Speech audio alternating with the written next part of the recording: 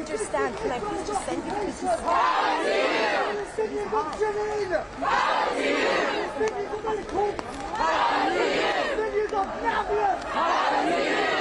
When I say there is only one solution, everybody says intifada, revolution.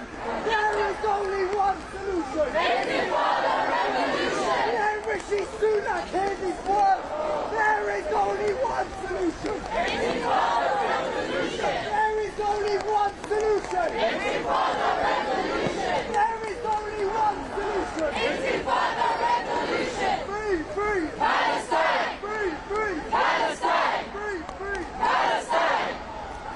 From the river Tennessee. Palestine will be free. From the river Tennessee. Palestine will be free. Gaza, Gaza, don't you cry. We will never let you die. Gaza, Gaza, don't you cry. We will never let you die. In our thousands, in our millions. We are all Palestinians. In our thousands, in our millions. We are all Palestinians. In our thousands, in our millions. We are all Palestinians. In London, in our thousands, in our millions. We are all Palestinians. Free, free. Palestine. Free, free. Palestine. Free, free. Palestine.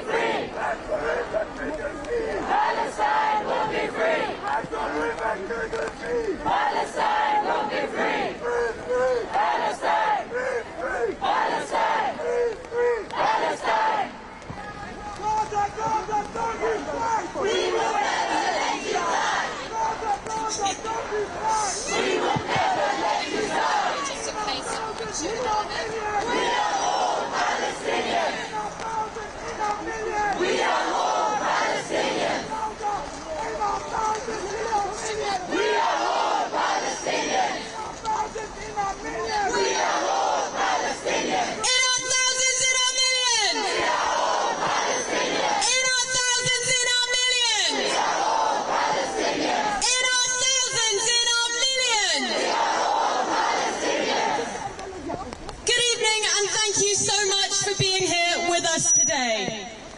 The horror that Israel unleashed yesterday at the al-Ahli hospital will stay with us all for the rest of our lives. We gather today to honour the memory of the more than 500 Palestinian fathers, mothers, sons, daughters, aunts and uncles, cousins, nieces, nephews, who were murdered in yesterday's attack. The 3,000 more who have been killed by Israel's latest bombardment over the last 10 days, and the many thousands more Palestinians who have been killed over the past 75 years of ongoing Nakba. There are few injustices in the world that have continued for so long or demand our solidarity more than the 100 years of dispossession experienced by the people of Palestine. With this vigil, we show the world that we grieve every life that has been taken from us by the forces of colonial occupation and apartheid. We do not forget who is responsible for these deaths. The Israeli genocide of Gaza has been supported with Western weapons and cheered on by Western leaders, including our own Prime Minister, whose house we stand outside today.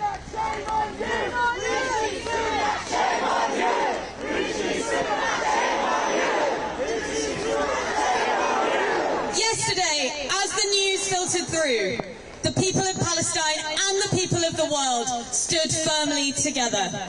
Across the Arab world, hundreds of thousands spontaneously took to the streets. They made it clear that no matter what the Americans and their puppets claim, there will never be normalization with an apartheid state.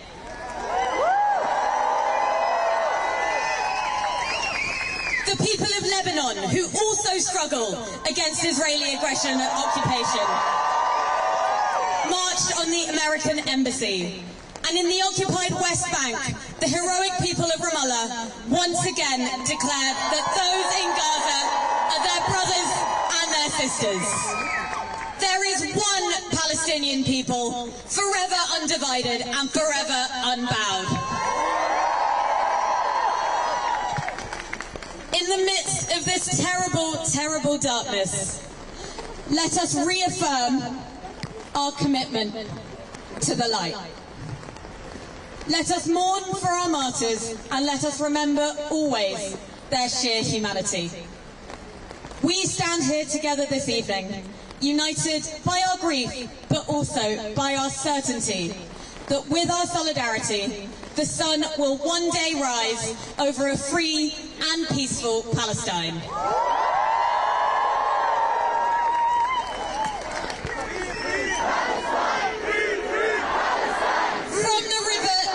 See, Palestine will be free.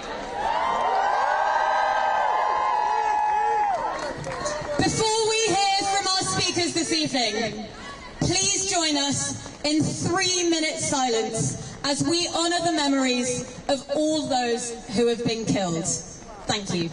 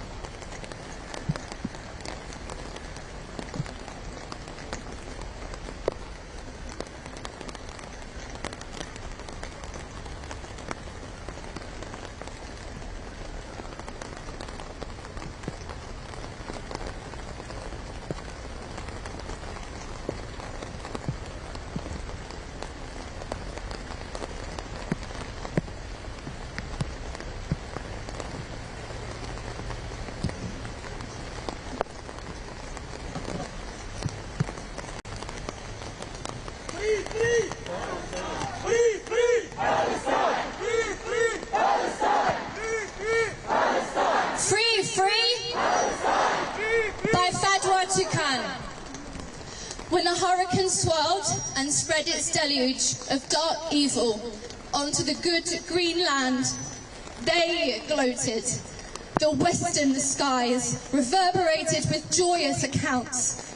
The tree has fallen. The great trunk is smashed. The hurricane leaves no life in the tree.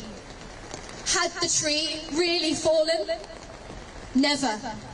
Not with our red streams flowing forever. Not while the wine of our thorn limbs fed the thirsty roots, Arab roots alive, tunneling deep, deep into the land. When the tree rises up, the branches shall flourish green and fresh in the sun. The laughter of the trees shall leaf beneath the sun, and birds shall return. Undoubtedly, the birds shall return. The birds shall return. I'd now like to introduce our first speaker, Chris Rose from the Amos Trust. Chris. Hello, good evening. It's amazing to see so many of you out here in the rain. On Saturday I sent pictures through from the march to our partners and friends in Gaza, sheltering in abandoned buildings, sheltering in the church with no food and no water, and all of them came back saying thank you. Thank you for standing with us and showing we're not alone. When they see pictures of tonight, they will be so deeply moved. We've worked with al-Ahli hospital for 25 years, through the Second Intifada and through 5 wars in Gaza. We hoped this year there would be no emergency appeal.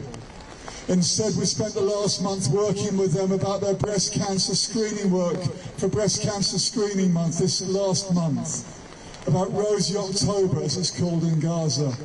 And last night we were meant to have a webinar with the hospital staff and our supporters, talking about their plans and talking about how vital it was that women had these basic services in Gaza.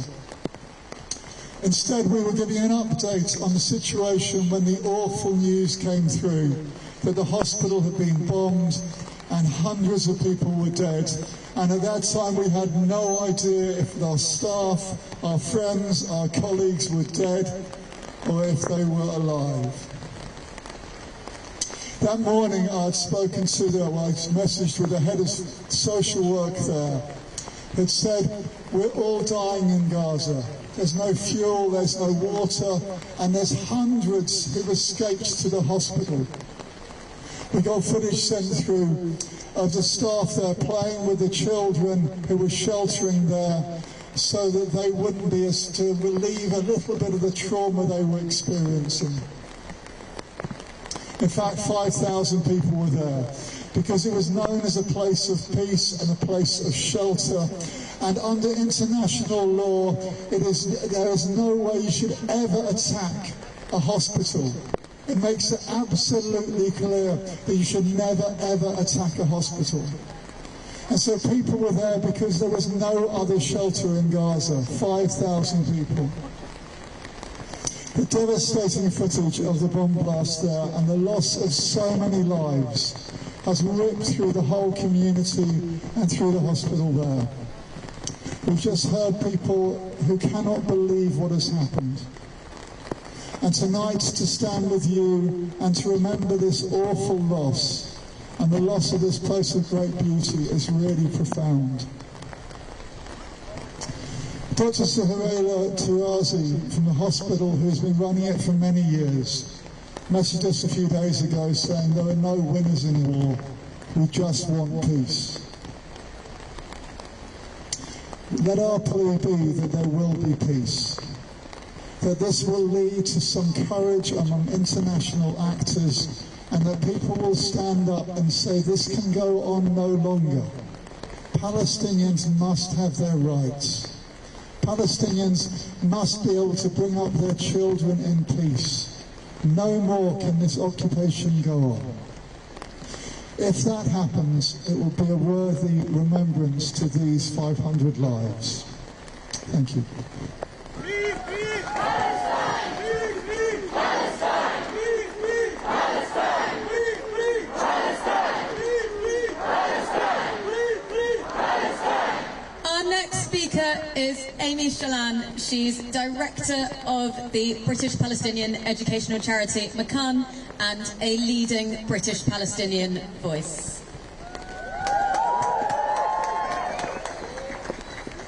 I'm just going to read a short poem by Palestinian poet Fadwa Tuqan.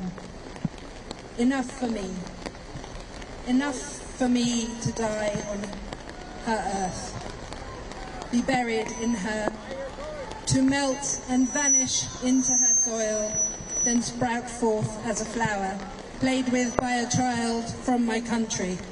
Enough for me to remain in my country's embrace, to be in her close as a handful of dust, a sprig of grass, a flower.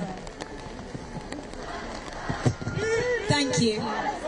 Free, free Palestine! Free, free! Palestine! Free, free! Palestine! Free, free! Palestine! Free, free! Palestine! Free, free! Palestine! Palestine!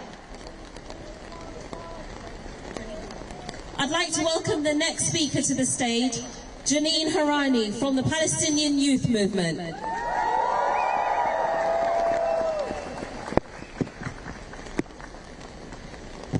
Free, free! Palestine! Free, free! Palestine! From the river to the sea! Palestine will be free! My name is Janine and I'm here today representing the Palestinian Youth Movement in Britain. We're here today because last night the occupation forces committed a massacre in the al-Ahli Baptist Hospital in Gaza, murdering over 500 Palestinians. Shame! The scale of yesterday's massacre exposes the true intent of the Zionist project, which is more explicit at this moment than it has ever been before. Intentionally targeting a hospital where mostly women and children were being treated and seeking shelter is the true face of Zionism. Yesterday's massacre followed 2 weeks of Zionist assault on Gaza, 2 weeks of some of the most horrific things we have ever witnessed in our lifetimes.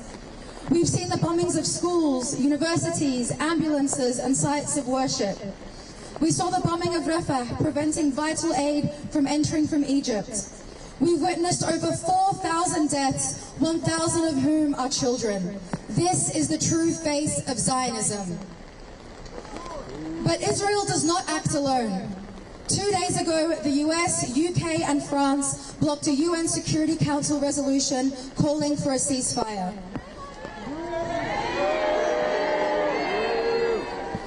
Over the last 2 weeks, we've seen the dehumanization of Palestinians across Western media outlets. We will never forgive Western media for rendering Palestinians killable, and we will never forget their active participation in our people's genocide. They all have blood on their hands.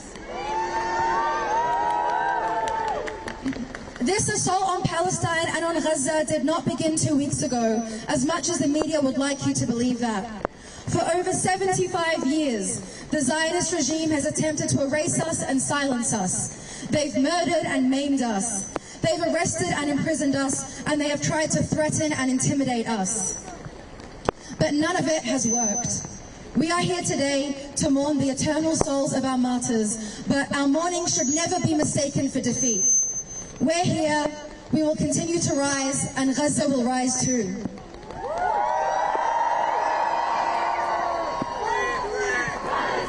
Free, free! From the river to the sea! Palestine will be free! My first political memory was watching the murder of Muhammad al-Durra during the Second Intifada. I was 7 years old when I watched Jamal al-Durra, Muhammad's father, faint as his son was martyred in his arms. Today, Jamal al-Durra is also mourning the loss of two of his brothers to recent attacks. We are a generation that has witnessed cycles of life and death. We have witnessed 16 years of blockade on Gaza, and we have witnessed 7 Gaza wars. We are the Intifada generation, and we're also the liberation generation. Free, free! Free, free! Palestine! Free, free!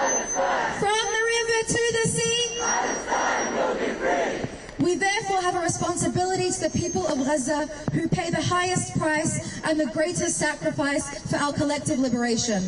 Gaza is the heart of our people and the cradle of our struggle, and it is the people of Gaza who we will remember at the hour of liberation. If we were to read the names of all the martyrs of Palestine, we would be here for weeks. That list is comprised of hundreds of thousands of names. People who lived rich lives, had countless untold stories, and left steadfast loved ones behind. These martyrs gave the ultimate sacrifice for our people. Their blood flows through the soil of Palestine, and their spirits nourish our determination and resolve. We owe it to them to never forget. In the words of Tamim Barghouti, don't kill them twice by betraying their memory. Free, free! Palestine! Free, free! Palestine! From the river to the sea! Palestine will be free! From the river to the sea! Palestine will be free! Thank you. We are not going to let this weather tonight deter us, because while it rains and pours down in London, it rains a different kind of rain in Gaza. Now, last night at the hospital, patients were killed, but so were the people working in the hospital, the doctors, the nurses, the other healthcare professionals. And tonight we're joined by some NHS workers who stand with them in solidarity. And the first that I'm going to introduce to you is Shakira. Hi, my name is Shakira. I'm a paediatric nurse and I work in children's healthcare. Every day my colleagues and I in the NHS hold hands of small people and give them hope of health and protection, the kind of hope that every child is owed, the kind of hope that half of Gaza's population, more than 1 million children, are owed. But in the last 12 days, more than 1,000 children have been killed by Israel, killed by the airstrikes, if not by the starvation through denying them water and power that my colleagues in the hospitals of Gaza rely on to treat the patients on life support machines, to refrigerate medication, to allow equipment to work during surgery. The Israeli government were warned that this would cost lives, but they went ahead and bombed the hospital anyway. And our political establishment in Britain cheered them on. Children are being killed as we stand here. Israel continues to rain down airstrikes on Gaza, and approximately 1 child is dying every 15 minutes. We are all horrified by last night's attack on al-Ahli hospital, but many of us are not shocked, because Israel has been attacking hospitals for the last 12 days. In cutting off electricity, they targeted hospitals, knowing their emergency generators would run out in days. They fired at the same hospital on Saturday, they fired at other hospitals, and they gave repeated warnings for evacuations. But the brave heroes working at al-Ahli stayed behind. They stayed behind to nurse and care and cure the sick and injured, the ones who couldn't leave because they had lost limbs or the sight or were at death's door and too unstable to move, because they did not have the means to leave, or simply they have nowhere else to go. None of these people are a target. Hospitals are supposed to be a sanctuary, a place of safety for anyone regardless of where they are from. As healthcare professionals, we do not turn away from those in need. And the doctors, nurses, porters, admin staff and all those allied healthcare workers at al-Ahli last night lost their lives because they committed themselves to saving others. We will not forget, and we will not stop raising our voices until we see justice, freedom and liberation for the Palestinian people, and for an end to the murderous apartheid regime of the Israeli state. We will not forget their crimes and the crimes of all those who enabled them. We will never forget.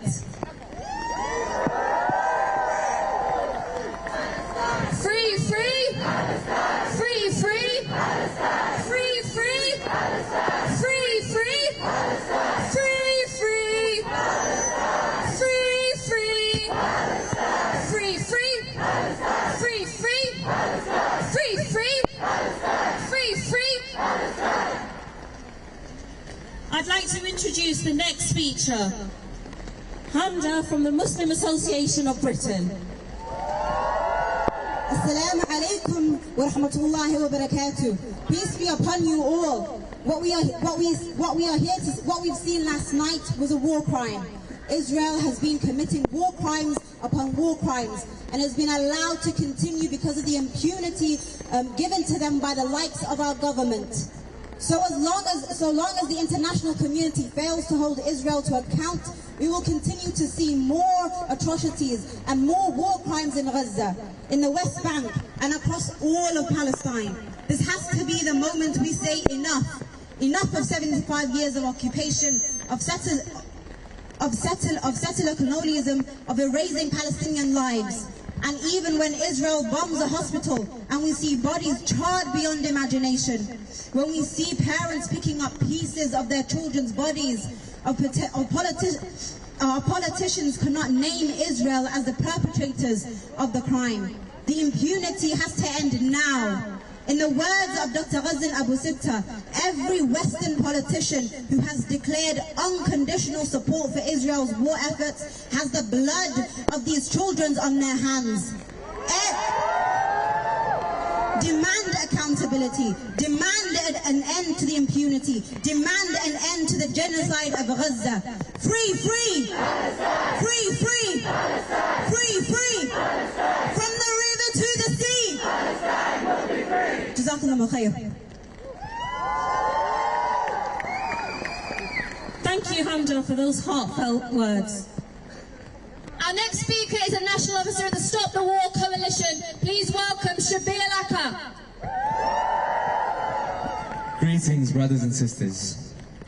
Yesterday, they killed 500 Palestinians in a matter of seconds. Patients, medics, civilians sheltering from the bombing.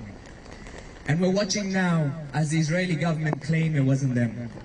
The government whose spokesperson claimed responsibility for the bombing, whose IDF Arabic social media said that they euthanized terrorists, who have ministers in their government who have threatened to wipe out Gaza, who have said there are no civilians in Gaza, a military that has bombed 19 hospitals in the last week, ordered hospitals to be evacuated, that has killed 3,500 Palestinians in 10 days.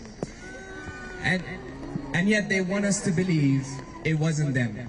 And our media last week was happy to put uncorroborated lies on their front page about the Hamas attack. But now they tell us we just don't know who did it, despite the abundant evidence. We will remember every Palestinian killed in al-Ahli hospital. We will remember every victim of Israel's bombing of Gaza. We will remember the Palestinians being killed in the West Bank, every Palestinian killed, displaced, ethnically cleansed, and living under apartheid and 75 years of occupation. But we will also remember every person that justified this massacre. We will remember Keir Starmer and Emily Thornberry saying that collective punishment on the people of Gaza is legitimate. We will remember David Lammy saying he can't criticize international law violations because he wants to be Foreign Secretary. We will remember every media outlet and those who use their platform to spread lies about the Palestinian people.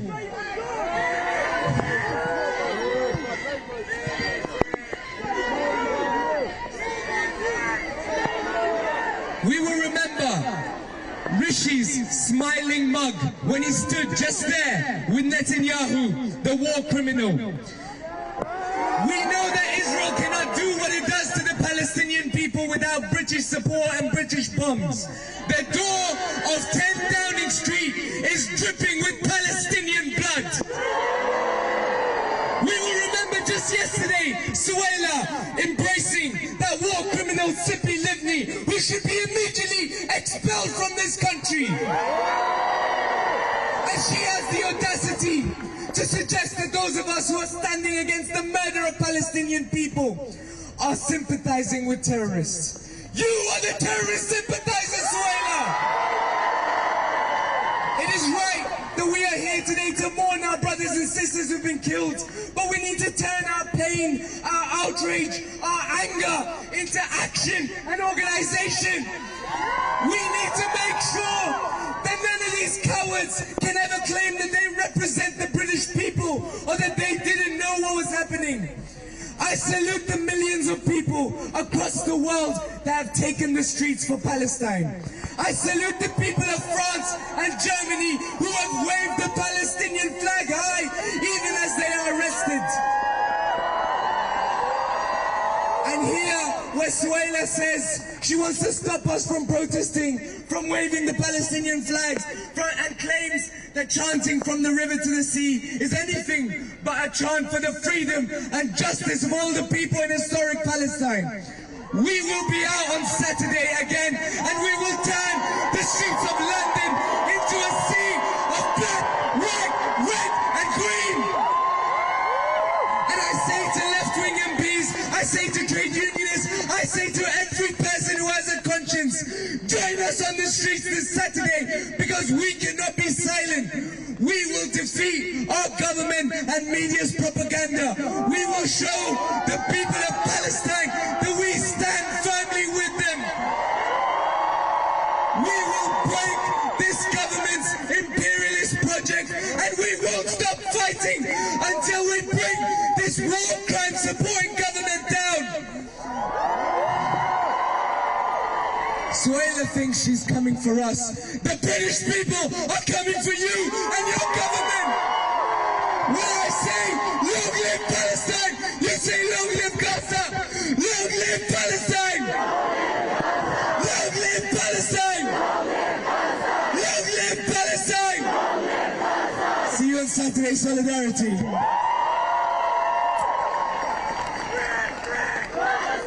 Free, free! Free, free! Free, free! Free, free! From the river to the sea! From the river to the sea! From the river to the sea! It is my great honour to introduce our next speaker, James. James is an A&E doctor and a lecturer in humanitarian studies at the University College London. Welcome, James. Good evening, friends. I'm here in solidarity with the people of Palestine and health workers in Palestine. I've got a few words I want to say, reiterating some of what my nursing colleague has also just said. In the long struggle against Israeli violence and settler colonialism, Palestinian medical workers have always shown their courage, their steadfast courage in the face of Israeli threats and bombs. They've shown ingenuity, saving lives and providing compassion and comfort to the dying, while an apartheid wall and Western-funded weapons hold up essential medical and humanitarian supplies. Over the last 10 days, hospitals have been more than just places to treat those wounded by Israeli barbarism. Sorry, my phone's a bit wet here. They've become places of refuge for all of those in Gaza driven from their homes. Even as Israel cruelly orders hospitals to evacuate, doctors and nurses have refused to abandon their patients. Even for a colonial army given carte blanche by the American and British governments, we thought that the sanctity of a hospital was a line that they would not cross. Criminals. Criminals. Yesterday, Israel revealed that there is no low to which they will not stoop. They will not allow the people of Gaza safety and security anywhere in their homeland. There is no crime Israel can commit that will stop the flow of weapons from our own criminal government. Criminals. International law and the most basic moral values mean nothing to the Israeli military and its Western allies, the folks that sit in the office across the road. It is up to us, the people, to stand up for the fundamental principles safeguarded by those of us working in the medical and healthcare professions. Everyone deserves to live healthily, safely and freely in a free Palestine. Thank you.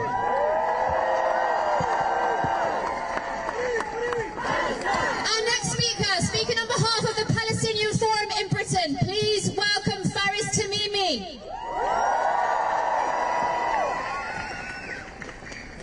Bismillahirrahmanirrahim. Assalamu alaikum wa rahmatullah. I'd like to start by reciting some verses from the Quran which give me meaning in these times.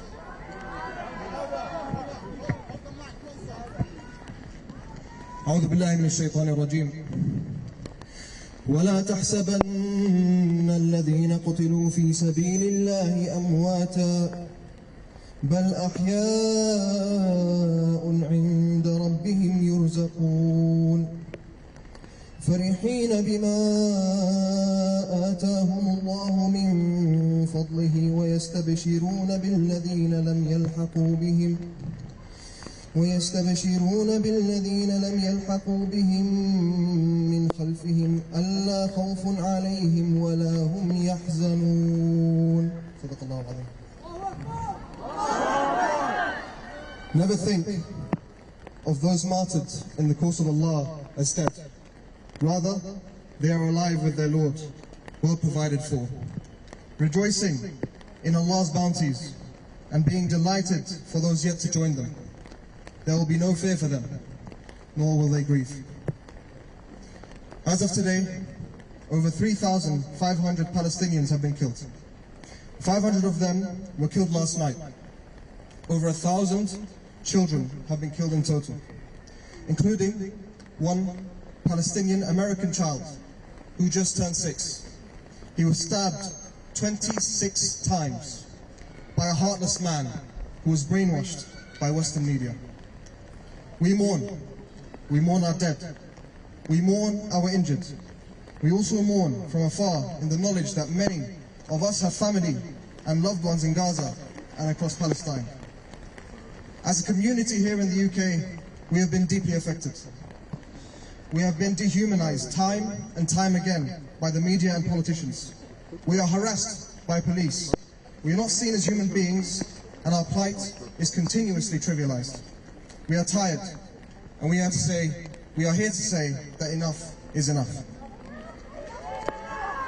I know it's difficult. I know it's difficult for everyone to feel anything other than sorrow right now, especially those who have lost families and friends. But we have to stay strong. The apartheid state is currently attempting a genocide in Gaza. They've cut off life essentials, they're killing indiscriminately, and they want to push the Gazans into the Sinai, making them refugees once more. But the people